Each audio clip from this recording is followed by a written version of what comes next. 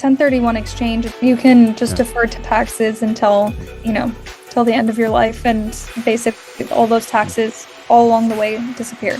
Welcome to the Next Level Income Show, where it's our goal to take your income, your investments, and your life to the next level.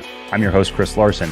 If you haven't yet, get a copy of our book for free at our website, nextlevelincome.com. That's www.nextlevelincome.com. Just click on the book link, and I'll even send you a copy if you put your address in. On today's show, we welcome Dasha Beardsley. Dasha oversees investor relations for Lone Star Capital's over 1,500 investors. She ensures her and her team consistently deliver prompt and thorough communication. Dasha specializes in managing Lone Star and its investors' 1031 exchange transactions, and she just wrote a new book on it that we're going to share with you today. Additionally, she oversees Lone Star's marketing initiatives, including content creation, social media, and in-person events across the country. She graduated magna cum laude from University of Southern California with a degree in real estate development and joined Lone Star Capital before she even graduated. Dasha, welcome to the show. Thank you. I'm very excited. Yeah, so some listeners might be familiar with your name. We've had your brother Rob Beardsley on a couple times on the podcast. I've got his book here, his latest book here, Structuring and Raising Debt and Equity for Real Estate. He's written a book on underwriting as well. But I'm super excited because you surprised me last time I saw you. You got your own book, and we're going to talk about it today, Maximizing Wealth Through Syndicated 1031 Exchanges, which some people may be hearing that for the first time. But Dasha, I'd love for you to share a little bit about your background, and then we'll get into Lone Star strategies and obviously talk about your new book here. Yeah, absolutely. So I'm originally from the Bay Area in California.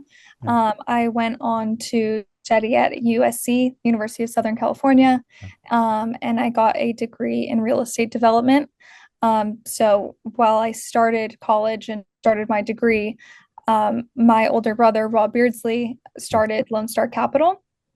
So it was funny, we kind of started our journeys at the same time and didn't really have any plans to intertwine. But by the time that I was a senior in college, I ended up working pretty much full time for the company and only taking night classes. So I really kind of sped up my integration into the industry. So it's been super great since that was in May of 22 that I graduated. And so I've been full time ever since. And I'm now the director of investor relations for Lone Star Capital. So it's just been a great journey so far. Yeah, I'll never forget meeting you with Rob at a meeting, and you were telling me your plan. I was like, "You're still in school." I was like, "Oh my gosh, So Yeah. yeah, I'm envious because I got a few years on you here, Dasha. But no, it's really special. I think a lot of listeners know I lost my sister, my younger sister, last year, tragically in a car accident. So it's a really special thing that you guys get to have a family business, and I will say. By getting to work with you a lot over the past few years, you bring a tremendous amount to the team. So for those listeners that are just getting to know you for the first time, Dasha's phenomenal at what she does. Share a little bit about Lone Star, what you guys do, what you focus on in terms of the real estate world and commercial real estate specifically. Yeah. Well, thank you also for the kind words. I appreciate Yeah. that a lot. So Lone Star Capital started in 2018. We focus on buying multifamily properties in Texas only. So Mhm. that really kind of goes to our overall investment strategy is being very focused in what we do. So we Yeah. are only in multifamily and so far only in Texas. Eventually we'll grow outside of that, but we want to be experts in whatever we do. So we're not all over the place. So that's really what we do. We um among real estate, we do value add strategies. We also are pretty known for doing tax exemptions and sort of quasi Yep. affordable structures. Yep. And then, we've kind of also been doing a bit more core properties recently. So there's kind of a range of the types of business plans that we do within Yep. multifamily in Texas. But generally speaking, we're very focused in our strategy. Yeah, and what I love is you guys are focused on hence the name Lone Star Capital, focused on the Texas markets. Value add made a lot of sense, 10 years ago, and when you guys jumped into it, and then the tax abatement strategies have been really effective because we've done I think six of those now Mhm. with you all over the past few years. And the great thing is I've talked on numerous panels on this. I've been on we have affordable panels here about affordable housing in Asheville, North Carolina, which Asheville's had a real problem because Asheville City Council did not approve a lot of projects for a lot of years for multifamily housing, and rents were going up 20% plus per year. It was the Wow. third most competitive market in the country, which for those that might not be familiar, most competitive in terms of rents means the worst rent growth, like the worst for renters. So they've tried to start doing some things, but you all early on figured out how to work with some of these structures, and maybe you could walk through kind of how that works because it's very powerful if you can lower your tax bill. It's also very powerful to provide really almost instantaneous affordable housing with these structures. Yeah. So there are various tax exemptions, Yeah, specifically in Texas, of course. yeah, So there's many programs, specifically the ones that we have done the most of are restrict rents based on the area median income.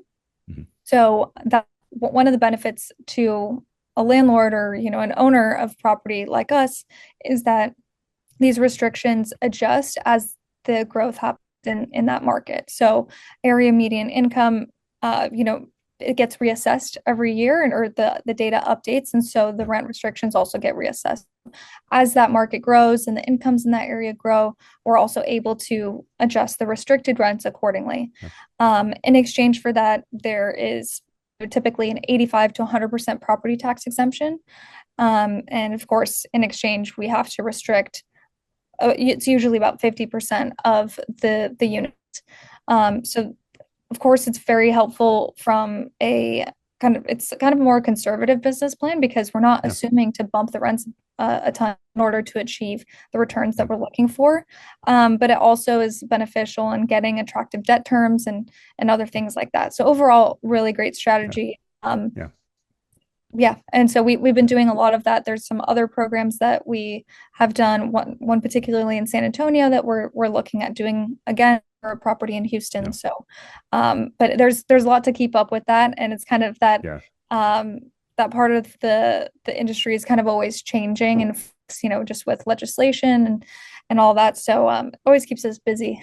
Yeah. Well, it's a real crisis in this country with affordable Yeah, housing. Housing prices are at record highs, interest rates are high. The affordability gap is in your records in terms of, the cost to buy a house in terms of monthly payments versus rent. So, most of these new households are out there, moving into apartments because they can't right. afford a home.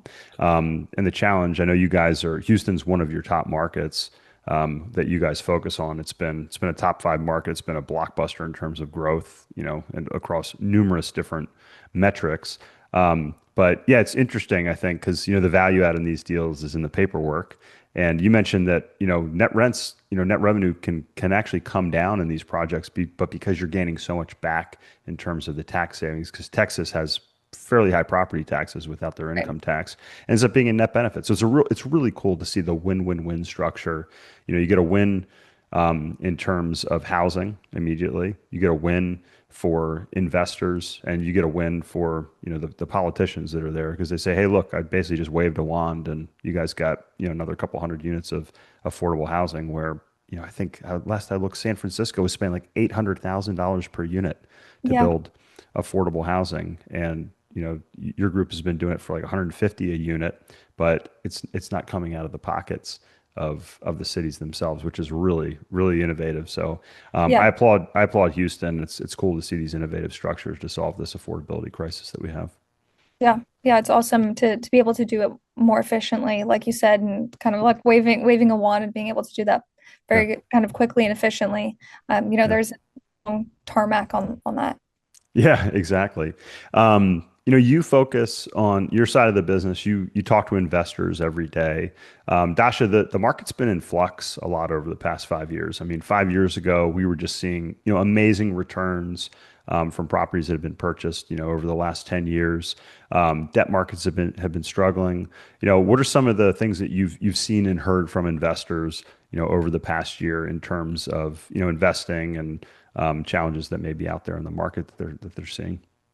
Yeah, I'll say for investors that were investing in, I want to say like the last 5 years, a lot of them are kind of worried um, because of things happening in their portfolio, kind of just anticipation. Yeah, Nothing necessarily that's particularly wrong with the deal that they have invested in. Or, for example, I mean, we have a few properties still left in our portfolio that are on floating rate. And so investors can be nervous, just because they've experienced foreclosures and capital calls and all of that. We've been really fortunate that we haven't made a capital call or ever had a foreclosure. So we're really fortunate in this market cycle, to be protected for the most part. Yeah. But yeah, I would say that there's definitely some fear, but overall, I would say that we've had a lot of demand from investors. A lot of investors do recognize that, um, you know, 5 years ago when everyone was hot on investing in multifamily, that wasn't really the time to be doing so. Prices were bid up, and that was the time Yeah. to be super aggressive. Yeah. We believe in kind of buying at all times in the market and just being more strategic about it. Understanding what types of assets are unreasonably priced at what part in the market and things like that. Yeah. But yeah, just generally speaking, when the market's hot, that's not really the time to be super aggressive. And so Yeah. a lot of our investors understand that. And so we've been having a lot of demand on the investor side right now. So we're super fortunate about that. I think, there's maybe a variety of factors why that's the case. While generally speaking, raising capital is pretty difficult in this market, but Yeah. I want to say maybe it's because of all the all the content that we do online and Yeah. educating investors about the market and kind of where we're at. Absolutely. That's one of the things you guys have done a phenomenal job at. And I want to talk about that. But I do also want to touch on, you guys are vertically integrated. So you have an operations team in-house. I know that's been a real benefit as expenses have gone up over the past few years. Inflation's been a monster for a lot of people, which has been, we've then seen rates go up. So we've seen this whole cascade effect from inflation and the Fed trying to get that under control from the money that flooded in the market under the last administration. Anything that you can share in terms of, operations and having operations in-house in terms of being able to help assist in your portfolio? Yeah, I'll say that. And this is something that takes time and it takes scale, and not just time, but time to perfect and really get like a smooth machine going. Yeah. But there's like vertically integrated is not the same across different operators and things like that. Yeah. There's there's levels to being vertically integrated. So Yeah. it's kind of a blanket statement that's used, or a blanket label that's used. But really, we've been vertically integrated with property management in-house since 2021. Yeah. So we did that fairly early in our development as a company. But we've really been putting in a lot more effort to become a lot more vertically integrated in Yeah. the last year or so. So we brought HR in-house, we brought accounting in-house. We were just like property management and construction management in-house. Now we have a construction house in-house team, Yeah. construction in-house team. And so that's, we're really just working on building that out as well. So just we've realized that having the more controls across the entire process, from accounting to construction, we've been finding so many more ways to save money. For example, we're working on having a dedicated pest control person in-house. So it's going to be a full-time person that's just going from property to property, which can obviously reduce costs. Pest control is not a Yeah. cheap expense for properties, especially, in Texas where it's Yeah. very hot and humid Yeah. in the summers. Also can provide a better experience for our tenants, because Yeah. a lot of the times with pest control companies, you call them, they're not going to come out until 24 hours later. But if we have Right. someone full time, the salary is spread out across 22 properties that we have. Yeah. That's that person can go out almost immediately and solve the problem. So, and Yeah. also maybe do more preventative care. So I'm going on a little Right. tangent with pest control, but there's so many No, things I think that's a still great. learning about. Yeah, I think that's a great point, though. And, I think that's as we've seen margins compress across multifamily and, returns have mediated a bit, being able to control expenses like that and fine tune those knobs and put somebody in place, the scale that you guys have, in addition to, having that integration, makes a difference. And I've gone through this with Rob, multiple times and looked at, line items for different things. And, it's like you said, how many total units do you guys have in the portfolio now? We have over 5,000 units. Yeah, so you take 5,000 units and you look at the economies of scale with something like that. And like you said, you can not only reduce costs, but you can actually have an improved experience and improve quality control over that, which is fantastic. You know, again, especially in this market, I think there's a lot of value in that. But you mentioned something, and it was one of the topics I wanted to discuss, which is how education forward you guys are. I always thought it was impressive. You know, Rob wrote his book on underwriting, and then he put his underwriting model out so everybody could see it. If you're listening and you want to take a look at that, and we can put this in the show notes too.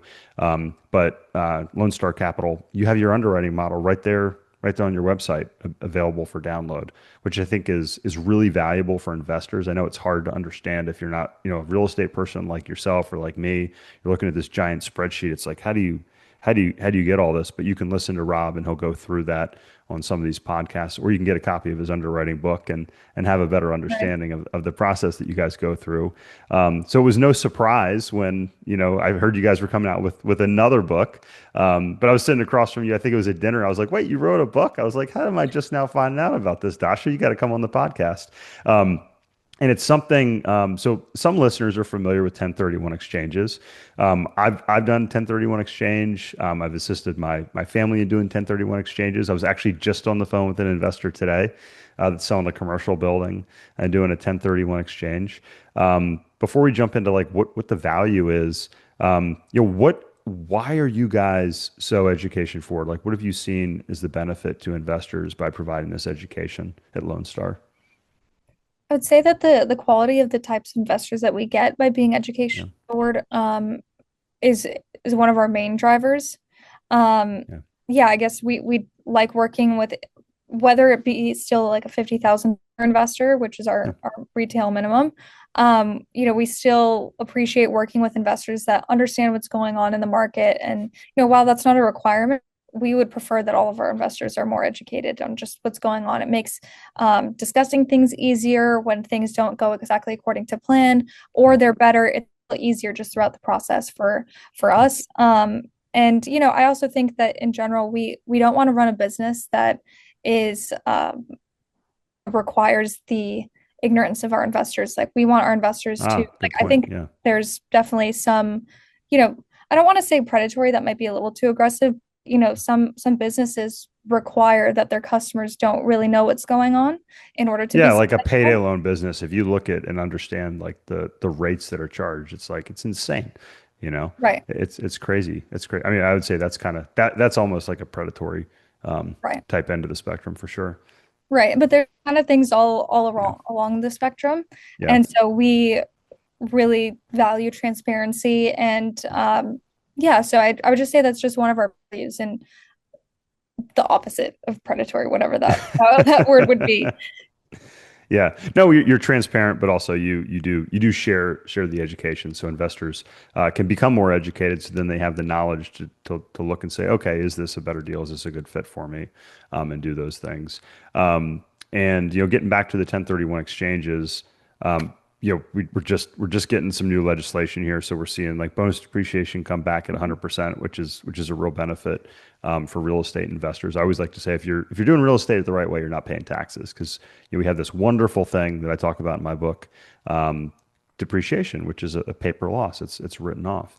But a lot of investors have made a lot of money in properties, and they have this kind of like lazy equity, as I like to say. It's locked up inside properties, and they say, well, I don't want to sell my property because I'm gonna have to pay all these taxes, and then I'm going to be left instead of with $1 million, I'm going to be left with $700,000, and I don't want to sell it because I'm going to lose all that money, and then I reinvest it. I'm going to do that, but let's talk about a 1031 and why the government have these in place. Let's start with that. Yeah, so I would say, I mean, this law, this started, I forget when it was, but it's been around for a very long time, and it was Yeah, originally intended to help farmers buy more land and just grow their business. yeah, Um, so this, just generally speaking, works for real property. So that doesn't work for like intangible assets such as stocks. But 1031 exchange, I would guess that the government still has it around because it wants to incentivize real estate investing, keeping transaction flow going, just kind of promoting the overall health Yeah. of the economy, um, and be allowing investors to grow their wealth and just incentivize them to continue to actually own real estate. Yeah. Um, but so with 1031 exchange, it's like you mentioned, it can be fantastic. It's a fantastic way to grow your wealth without having tax drag in between selling your property. So it's if you're selling every, call it 3 years, and you have a huge tax bill in between, that's really putting a drag on your returns, and Yeah. kind of you're compounding your wealth at a much slower rate because of Yeah. this taxes. So 1031 exchange allows you to defer all of your capital gains tax, and also, which I'm sure you know and appreciate, it also defers capital depreciation recapture. Yeah. So that's especially relevant right now with 100% bonus depreciation. And I'm sure people listening to this call would love to fully utilize 100% bonus depreciation. And then, when you sell, that's kind of another thing that you have to think about. But if you're 1031 exchanging, you're also deferring your recapture of that depreciation. So, Yeah. So um, just to pause on that, yeah. So if you invest $100,000 as an investor, or let's say you buy a building, right? You buy say a $500,000 property, maybe it's just a rental home, and you hold it for a long period of time. My stepfather, we just sold a couple of his homes, and they're fully paid off. They're fully depreciated, so you could depreciate these over 27 and a half years for straight line depreciation for a residential property or multifamily, which qualifies under that same depreciation bucket. But the government says, hey, you took this loss. Now we got to add that back essentially as a gain on the backside. Am I saying that right? yep, that sounds about Yeah. right. Yeah. So then, the challenge is you're like, well, wait, now if I sell this property, I'm going to have to pay all this depreciation. Maybe I did a 1031 prior, which I've done on buildings. It's like, it can be a massive, jump up in your basis. So yeah, you can defer, your gain, but you can also defer that recapture as well. And people like to say swap till you drop, which is, if you continue to do this over a long enough period of time, your heirs receive these properties at a stepped up basis, and then that all goes away. Right. You can just Yeah. defer taxes until, till the end of your life, and basically all those taxes all along the way disappear. Yeah. So it's really great for estate planning as well. Absolutely. So, why did you write the book, and what can readers expect when they go through it? So we have a lot of sophisticated investors that own their own real estate.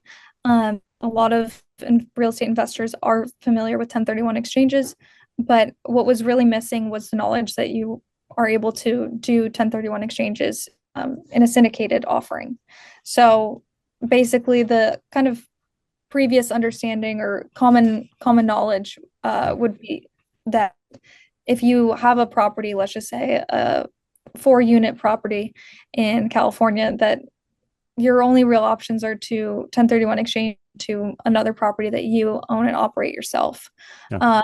Or, you could maybe partner up with some other friends of yours or family members, but generally speaking, options are much more limited because under that thought process, because you just kind of have to own and operate. And so I think that was also a big reason why like you were mentioning, you know people who own property, but they don't really want to sell. They have a big tax bill at the end of it. Another reason is because people don't want to necessarily manage the next property. So if they have like a system that works well, they could be kind of sitting on, like you said, lazy equity, and the alternative is just not as attractive. So we had a lot of investors that once they found out that we have this offering, they were, very pleasantly surprised and super Yeah. interested. And so to this day, even how much we've marketed it, still, if we have an event and we kind of share with the crowd, this is an offering, and if you're interested, come talk to me about it. Still, so many people are surprised and shocked and very, very interested. So I really thought that this is something that needs to be talked about more, because while doing a 1031 exchange into a syndicated offering might not be for everyone, a lot of people want to have more direct investments that they actually manage themselves. But I think it's really important to know everything, all of your options, and kind of pick the best one for you specifically. So I think that it's a great offering that a lot of people don't know about. Yeah, no, it's great, and I like your book is concise. I like, it's about the same size as my book, which is nice. You could read it on about like an hour and a half flight down to Texas, for instance. You got case studies in here, which is fantastic that people can go through. We're gonna have a link in the show notes as well. You got a website, maximizing1031.com, that listeners can go to get a copy here. And now another question is, do you all actually do the 1031s in-house, or would an investor have to go out and find their own 1031 intermediary? And what is a 1031 intermediary? So an intermediary, their primary role is to be in receipt of the funds that you receive upon sale, so the sales proceeds. So that's one of the easiest ways to disqualify yourself from a 1031 is to actually be in receipt of your sales proceeds. So it's very important to find a qualified intermediary prior to the sale of your relinquished or your old property that you're looking to Yeah. change. Um, and but they can be a lot more than that. A qualified intermediary can kind of help you along the process and explain to you what's really going on. Uh, you also have an identification period where 45 days after your sale, you have 45 days to identify potential properties that you're going to close on. So Um, if I sell a property on September 1st, I have 45 days from the close of that property to then decide what the next property I'm going to invest in. Is that correct? exactly. And so Yeah. you have multiple options. There's certain ways that you can identify more than three, but typically, but there's more restrictions if you want to identify more than three. So just for the Yeah. purposes of this conversation, you have Yeah. three to identify, and you submit that to your qualified intermediary. So that they're kind of your main contact throughout. That being said, if someone's doing a 1031 exchange with us, I'm working closely with the qualified intermediary of our investors, and it's just kind of the three of us in the process in the exchange rather than just me and the investor. Yeah, terrific. No, and I know you guys do a fantastic job of making it turnkey for investors, which is another big thing that you guys do a great job of. Your platform's great, your education's great. Yeah, so it's no surprise that you guys do this. What are some downsides of 1031s, Dasha? I would say, it's a very tight timeline. So, you have 45 days to identify and then 180 days to actually close on a property. And so I think a lot of the times, not that I've necessarily heard this from investors, but I can imagine that a lot of people looking to do a 1031 exchange, it's kind of like this is Rob's favorite quote, the tail wagging the dog. So Right. people are really trying to save taxes on their sale, at all costs when that might create some pressure. Most important is to preserve your original capital and not, if there's don't force the 1031 It's it a to great happen. point. Yeah. So I think that's kind of the main thing to think about. Um, and that also, while it's fantastic, like actually doing a successful 1031, I don't think that there's no real size that I can think of, but just in general, there's risks to deals falling through. So the types of deals that you want to commit to, you want to be pretty sure Yeah. within that 45-day period of the deals that you're identifying. So I just think Yeah. it's can be a little difficult to pull off, but uh, at the same time, if you are partnering with someone that's reputable, that has high transactability, and like I mean by that is, a group that can actually close on properties, raise the money that they need to in order to close, and things like that, you're in a much better position. Yeah, absolutely. And that's one of the things I know you guys have done, which is, if I'm selling a property, I'm going to do a 1031. You can align closing and say, hey, we have this property in the pipeline, and allow investors to identify it with a little bit of advance notice in front of investors that might be getting, the news, when it's announced to everybody else, and really figure that out. What's the best way? I just mentioned the website. What's the best way for investors to, one, get a copy of your book, Dasha, and then two, learn a little bit more about Lone Star Capital and what you guys do? Yeah, so the website to find the book is www.maximizing1031.com. Yeah. Then our website has case studies, our portfolio, all of that information, which is www.lscre.com. Wonderful. And we'll make sure we have all this in the show notes here. I encourage you, if you're listening today, check out Lone Star Capital. Check out the website that Dasha just mentioned, lscre.com, for a lot of great educational resources. And get a copy of Dasha's new book if you have a 1031 coming up, or you just want to learn a little bit more about them. Maximizing Wealth Through Syndicated 1031 Exchanges. And author Dasha Beardsley, thank you for sharing your information and your knowledge with our audience today. Thank you so much for having me. Hey, Chris here again. I hope you found this episode valuable. Now, I have one more thing to gift you. We have a page for my coaching clients where you can get a free copy of my book, as well as much more from previous guests on the show. Just check out nextlevelincome.com/coaching to get a free copy of my book, audiobook, and much more. I'll send you a copy of my book and cover all the shipping costs as a thank you for listening to the podcast. Also, please like, share, and take just 90 seconds to give us a rating on Apple Podcasts.